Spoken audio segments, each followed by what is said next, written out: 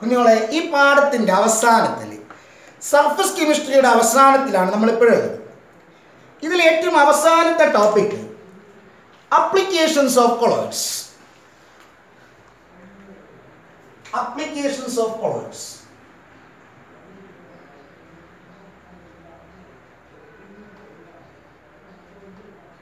Actually ഒരുപാടുണ്ട് applications. നമ്മളതിൽ വളരെ ഇമ്പോർട്ടൻ്റ് ആയിട്ടുള്ള 2-3 മാത്രമേ പറയുന്നുള്ളൂ. ഓക്കെ, ഒന്നാമത്തെ അപ്ലിക്കേഷൻ എന്ന് പറയുന്നത് മെഡിക്കൽ ഫീൽഡിലെ കൊളോയിഡ്സ് ഉപയോഗിക്കുന്നുണ്ട്. Large number of medicines are in colloidal nature.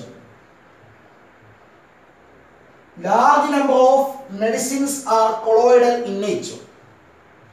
Example പറയുകയാണെങ്കിൽ നമ്മൾ ഐലോഷനായിട്ട് ഉപയോഗിക്കുന്ന മെഡിസിൻ, ആർഗിറോൾ, മെഡിസിൻ്റെ പേരാണ് ആർഗിറോൾ. അത് ഒരു കൊളോയിഡൽ സൊല്യൂഷൻ ആണ്, which is a silver sol.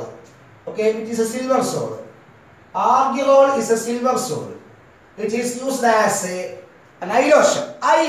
Okay, പിന്നെ കാല അസാർ, ഇതെന്താണ്? ഇത് ഐലോഷൻ ആണ്. ഓക്കെ, ഐലോഷൻ. ഓക്കെ, കാല അസാർ കേട്ടിട്ടുണ്ടോ? കരിമ്പനി.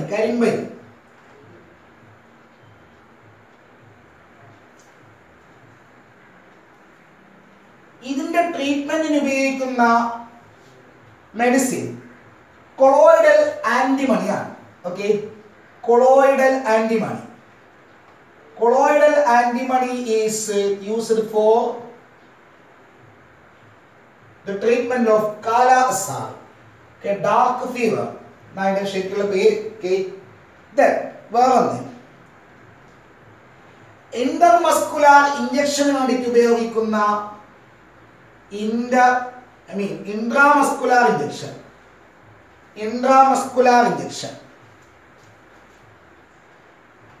ഇൻട്രാമസ്കുലാർ ഇഞ്ചക്ഷന് വേണ്ടിയിട്ട് ഉപയോഗിക്കുന്ന മെഡിസിൻ അത് കൊളോയിഡൽ ഗോൾഡ് ആണ്. അങ്ങനെ കുറേ ഉണ്ട്. Milk of മെഗ്നീഷ്യ which is a colloidal solution which is used for the used to decrease the acidity. പിന്നെ ബ്ലഡ് എവിടെയെങ്കിലും പിന്നെ ബ്ലഡ് ഫ്ലോ ഉണ്ടാകുന്ന സമയത്ത് മുറിവുണ്ടായിട്ട് ബ്ലഡ് ഫ്ലോ ചെയ്യുന്നുണ്ടെങ്കിൽ അതിനെ കൊയാഗുലേറ്റ് ചെയ്യാനായിട്ട് ഉപയോഗിക്കുന്ന ആ മരുന്ന്, അവിടെയൊക്കെ പുരട്ടുന്ന മരുന്ന്, അതൊരു കൊളോയിഡൽ ഫെറിക് ക്ലോറൈഡ് സൊല്യൂഷനാണ്. ഫെറിക് ഹൈഡ്രോക്സൈഡ് സൊല്യൂഷനാണ്. അതിൽ ഫെറിക് ക്ലോറൈഡ് ഉണ്ട്. അപ്പോൾ ഇത് ഈ ബ്ലഡ് എന്താണ്? ആക്ച്വലി ആൽബുമിനോയിഡ് കൊളോയിഡ്സ് ആണ്. അതിൽ എന്തുണ്ട്? പിന്നെ ചാർജും ഉണ്ട്. അപ്പോൾ അതിനെ ന്യൂട്രലൈസ് ചെയ്തിട്ട്, അതായത് കൊയാഗുലേറ്റ് ചെയ്യാനായിട്ട് ഉപയോഗിക്കുന്നത് ഈ ഫെറിക് ഹൈഡ്രോക്സൈഡിലുള്ള ഇലക്ട്രോലൈറ്റ് സബ്സ്റ്റൻസുകളാണ്. ഓക്കെ, ഇത് അതായത് ചുരുക്കി പറഞ്ഞ 2-3 പേര് പഠിക്കുക, അത്രയേ ഉള്ളൂ. So most of the medicines are in colloidal state. അതിന് എക്സാമ്പിൾ പറഞ്ഞു. ഇനി ഫ്രൂട്ട്സ്, നമ്മൾ ഉപയോഗിക്കുന്ന പല ഫ്രൂട്ട്സ് ഐറ്റങ്ങളും ഭക്ഷണ പദാർത്ഥങ്ങളും അതെന്താണ്? അത് കൊളോയിഡ്സ് ആണ്. Example cake, bread, milk, butter, cream, അങ്ങനെ ഇഷ്ടമാതിരി ഉണ്ട് അല്ലേ? മിൽക്ക്, ബട്ടർ, ക്രീം, പിന്നെന്തുവാ? Cake, bread etcetera. ഓക്കെ, ഇനി മൂന്നാമത്തത് ഇൻ റബ്ബർ ഇൻഡസ്ട്രി. റബ്ബർ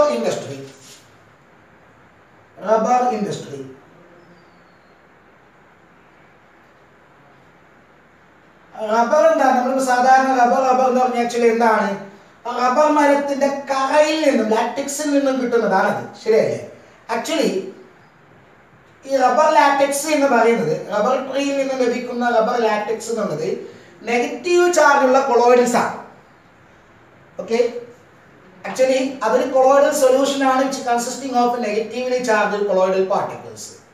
നമ്മൾ അതിനെന്തായിരിക്കുന്നു? കൊയാഗുലേറ്റ് ചെയ്യിപ്പിച്ചിട്ട് റബ്ബർ ഷീറ്റ് ആക്കിയിട്ട് മാറ്റും. ഓക്കെ, അപ്പോൾ റബ്ബർ ഇൻഡസ്ട്രിയിലും ആക്ച്വലി കൊളോയിഡ്സിന്റെ ആപ്ലിക്കേഷൻ ആണുള്ളത്. എന്താണ്? അത് കൊളോയിഡൽ സിസ്റ്റം ആയതുകൊണ്ട് തീർച്ചയായിട്ടും അതിന് ചാർജ് ഉണ്ട്. ആ ചാർജിനെ ന്യൂട്രലൈസ് ചെയ്യിപ്പിച്ചിട്ട് നമ്മൾ എന്ത് ചെയ്യുന്നു, അതിനെ പ്രസിപ്പിറ്റേറ്റ് ചെയ്യിപ്പിച്ചിട്ട് നമ്മുടെ ആവശ്യത്തിനുള്ള ഷീറ്റുകൾ പോലെ ആക്കിയിട്ട് മാറ്റുന്നു. Okay, rubber industry. അടുത്തത് പ്യൂരിഫിക്കേഷൻ ഓഫ് വാട്ടർ. എന്താണ് purification of water? Purification of water, വെള്ളത്തിന്റെ പ്യൂരിഫിക്കേഷൻ. ഇപ്പൊ നമ്മുടെ കയ്യിൽ ഇത് വാട്ടർ സ്കാർസിറ്റി ഉള്ള സ്ഥലങ്ങളിൽ ഉപയോഗിക്കാൻ പറ്റുന്നതാണ്. വെള്ളത്തിൽ മഡ് പാർട്ടിക്കിൾസ് ഉണ്ട്, അതായത് വെള്ളം കണ്ടാമിനേറ്റഡ് ആണ്. അതിൽ എന്താ പറയുക, കുടിക്കാൻ പറ്റാത്ത രീതിയിൽ അത് കണ്ടാമിനേറ്റ് ചെയ്യപ്പെട്ടു. അപ്പം അതിന് എങ്ങനെ കുടിക്കാൻ ഡ്രിങ്കബിൾ ആക്കിയിട്ട് മാറ്റാൻ, കുടിക്കാൻ പറ്റുന്നതാക്കിയിട്ട് എങ്ങനെ മാറ്റാം? അപ്പം തീർച്ചയായിട്ടും അതിലുള്ള എന്താ പറയുക ഇമ്പ്യൂരിറ്റീസ് റിമൂവ് ചെയ്യണം. ചെളിയാണ് അതിലുള്ളതെന്ന് വിചാരിക്കാം. മഡ് പാർട്ടിക്കിൾസ് ആണെങ്കിൽ തീർച്ചയായിട്ടും അത് കൊളോയിഡ്സ് ആണ്, അല്ലേ? അപ്പം എന്ത് ചെയ്താൽ മതി, മഡ് വാട്ടർ ഇതൊരു കൊളോയിഡൽ സിസ്റ്റം ആണെങ്കിൽ തീർച്ചയായിട്ടും അതിന് ചാർജ് ഉണ്ട്. സാധാരണ രീതിയിൽ മഡിനുള്ള ചാർജ് നെഗറ്റീവ് ആണ്. So mud water is actually negatively charged solid colloidal system. നമുക്ക് എന്ത് ചെയ്താൽ മതി, ആ നെഗറ്റീവ് ചാർജിനെ ന്യൂട്രലൈസ് ചെയ്ത് കഴിഞ്ഞാൽ തീർച്ചയായിട്ടും മഡ് പാർട്ടിക്കിൾസ് കൂടിച്ചേർന്നിട്ട് താഴെ സെഡിമെന്റേയും പ്യുവർ വാട്ടർ മുകളിൽ ഉണ്ടാവും, അല്ലേ? അപ്പൊ അതിനു വേണ്ടിയിട്ട് നമ്മൾ അതിലേക്ക് ആഡ് ചെയ്യുന്ന സാധനമാണ് ആലം. എന്താണ് ആലം? ആലം എന്ന് വെച്ചെങ്കിൽ K2SO4 Al2SO4 thrice Al2SO4 thrice 24H2O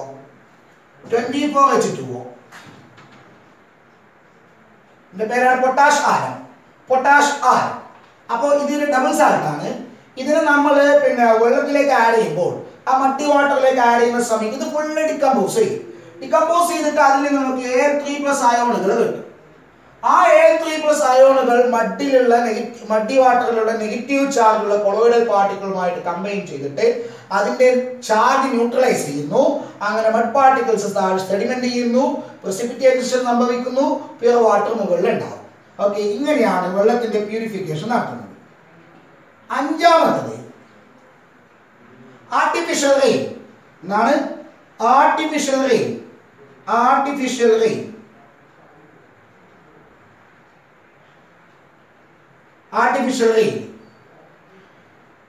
ഈ മഴയില്ലാത്ത സമയങ്ങളിൽ ചില സമയത്ത് നമ്മൾ എന്താക്കുന്നെങ്കിൽ കൃത്രിമമായിട്ട് മഴ ഉണ്ടാകും. അത് എങ്ങനെയാ സംഗതി?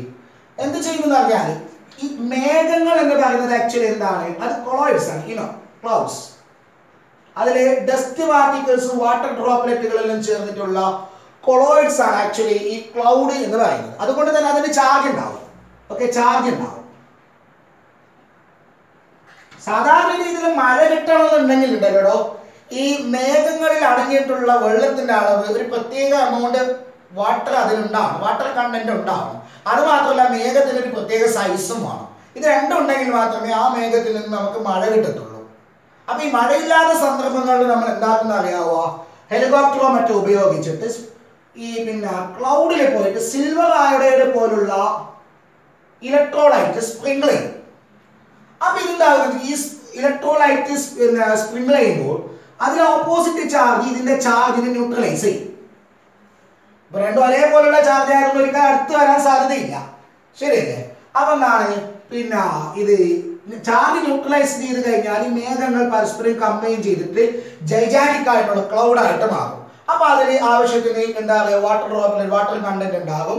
അത് കണ്ടൻസ് ചെയ്യും. അത് കണ്ടൻസ് ചെയ്തിട്ട് മഴയായിട്ട് താഴോട്ട് പെയ്യും. നാച്ചുറൽ ആയിട്ടുള്ള മഴയിൽ നിന്ന് വ്യത്യസ്തമാണ്. എന്താ അറിയാവൂ, നമുക്ക് കൺട്രോൾ ചെയ്യാൻ പറ്റില്ല. മഴ ഉണ്ടായി കഴിഞ്ഞാൽ പിന്നെ അത് കംപ്ലീറ്റ് പെയ്തുകൊണ്ടിരിക്കും. നമുക്കൊന്നും കൺട്രോൾ ചെയ്യാൻ പറ്റില്ല. അപ്പൊ സാധാരണയായിട്ട് നാച്ചുറൽ ആയിട്ടാണെന്ന് നമ്മൾ പറയും, ദൈവം കൺട്രോൾ ചെയ്യുന്നു നമുക്ക് പറയും. പക്ഷേ ഇത് എന്താ പറയാ, ഇനി നമുക്ക് അത്തരം കാര്യങ്ങളിലേക്ക് പോകണ്ട. ദെൻ സിൽവർ അയോഡൈഡ് സ്പ്രിങ്കിൾ ചെയ്യുന്ന സമയത്ത് ചാർജ് ന്യൂട്രലൈസ് ചെയ്യുന്നു. മേഘങ്ങൾ അടുത്ത് വരുന്നു, സൈസ് കൂടുന്നു, വാട്ടർ കണ്ടന്റ് കൂടുന്നു, അത് കണ്ടൻസ് ചെയ്യുന്നു, മഴയായിട്ട് താഴോട്ട് പെയ്യുന്നു. ഓക്കെ അല്ലേ? ദെൻ വളരെ ഇമ്പോർട്ടൻ്റ് ആയിട്ടുള്ള ഒരു സംഗതിയാണ്. ഈ വലിയ വലിയ ഇൻഡസ്ട്രീസിൽ പുറത്തേക്ക് വിടുന്ന സ്മോഗ് ചിമ്മിനിയിൽ കൂടി പുറത്തേക്ക് വരുന്ന ആ പുക ഉണ്ടല്ലോ, പുക, അത് പുറത്തേക്ക് വന്നിട്ട് എന്ത് സംഭവിക്കും? അതിൽ കുറേ കൊളോയിഡൽ ചെറിയ മൈന്യൂട്ടായിട്ടുള്ള ചെറിയ സൈസുള്ള കൊളോയിഡൽ പാർട്ടിക്കിൾസ് ഉണ്ടാവും. അപ്പൊ ആ പുകയിലേക്ക് കൂടിയിട്ട് ഇത് പുറത്തേക്ക് വന്നിട്ട് പുറത്തേക്ക് സ്പ്രെഡ് ചെയ്യും. അങ്ങനെ ഒരു അന്തരീക്ഷ മലിനീകരണം, എൻവയോൺമെന്റൽ പൊല്യൂഷന് കാരണമായി തീരും. അപ്പൊ എന്താക്കണം? ഈ പുറത്തേക്ക് വരുന്ന പുകയിൽ നിന്ന് കൊളോയിഡൽ പാർട്ടിക്കിൾസിനെ സെപ്പറേറ്റ് ചെയ്യണം. കൊളോയിഡൽ പാർട്ടിക്കിൾസിനെ സെപ്പറേറ്റ് ചെയ്യണം. അതിന് എന്താ ചെയ്യുന്നത്? ഒരു പ്രത്യേക സംവിധാനം ഉപയോഗിക്കും. അതിന്റെ പേരാണ് കോട്രൽ പ്രസിപ്പിറ്റേറ്റർ. എന്നാണ് Cottrell precipitator. Cottrell precipitator. Cottrell precipitator. Cottrell precipitator. ഇവിടെ ആക്ച്വലി നമ്മൾ എന്താ ചെയ്യുന്നത്? ഇലക്ട്രിസിറ്റി ഉപയോഗിച്ചിട്ട് സ്മോക്കിലുള്ള കൊളോയിഡൽ പാർട്ടിക്കിൾസിനെ പ്രസിപ്പിറ്റേറ്റ് ചെയ്യും. That means electrical precipitation of smoke. Electrical precipitation of smoke. അവിടെ ഈ ആഷ് അതേപോലെ തന്നെ ഇത് ഡസ്റ്റ് പാർട്ടിക്കിൾസ് ഒക്കെ അടങ്ങിയിട്ടുള്ള സ്മോക്കിനെ ചിമ്മിനിയിലേക്ക് കൂടി പാസ് ചെയ്യുന്നതിന് മുമ്പ് നമ്മൾ കോട്രൽ പ്രസിപ്പിറ്റേറ്റർ എന്ന് പറയുന്ന സംവിധാനത്തിൽ കൂടി പാസ് ചെയ്യും. കേൾക്കണേ? So suppose this is the coronal precipitator. അപ്പോൾ ഇതിന്റെ ഉള്ളിലേക്ക് സ്മോക്കിനെ പാസ് ചെയ്യും. ഇതിന്റെ ഉള്ളിൽ കേൾക്കണം, ഇതിന്റെ ഉള്ളിൽ കുറെ പ്ലേറ്റുകൾ ഇങ്ങനെ വെച്ചിട്ടുണ്ടാവും. And electric field is applied to the plates. പ്ലേറ്റിലേക്ക് ഇലക്ട്രിക് ഫീൽഡ് അപ്ലൈ ചെയ്തൊന്നും മതി, പിന്നെ പരസ്പരം കണക്ട് ചെയ്താൽ മതി. ഓക്കെ, ഇതാ ഇങ്ങനെ.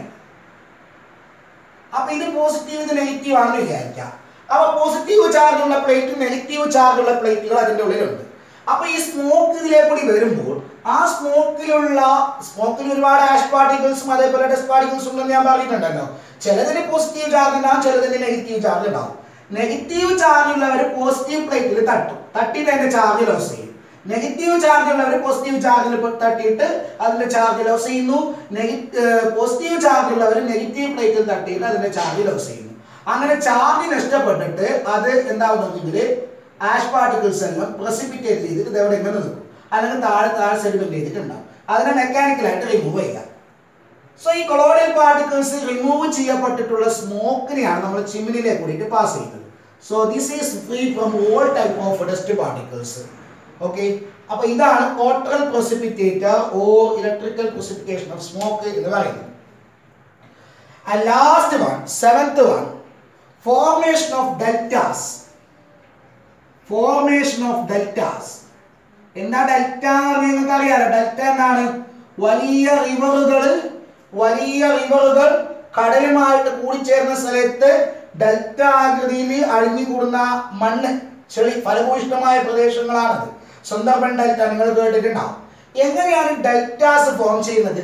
ഡെൽറ്റകൾ എങ്ങനെയാണ് ഫോം ചെയ്യുന്നത്? ഫോർ എക്സാമ്പിൾ, ഇത് വലിയൊരു റിവർ ആണെന്ന് വിചാരിക്കാം. ഈ റിവർ ഒഴുകി വരുമ്പോൾ ആ ഒഴുകി വരുന്ന വെള്ളത്തിന്റെ കൂടെ ഒരുപാട് ചെളിയും മണ്ണും ഒക്കെ ഒഴുകിക്കൊണ്ട് വരും. ശരിയല്ലേ? അവസാനം ചെളി എന്ന് പറഞ്ഞാൽ ആക്ച്വലി കൊളോയിഡ്സ് ആണ്, നെഗറ്റീവ് ചാർജുള്ള കൊളോയിഡ്സ് ആണ്.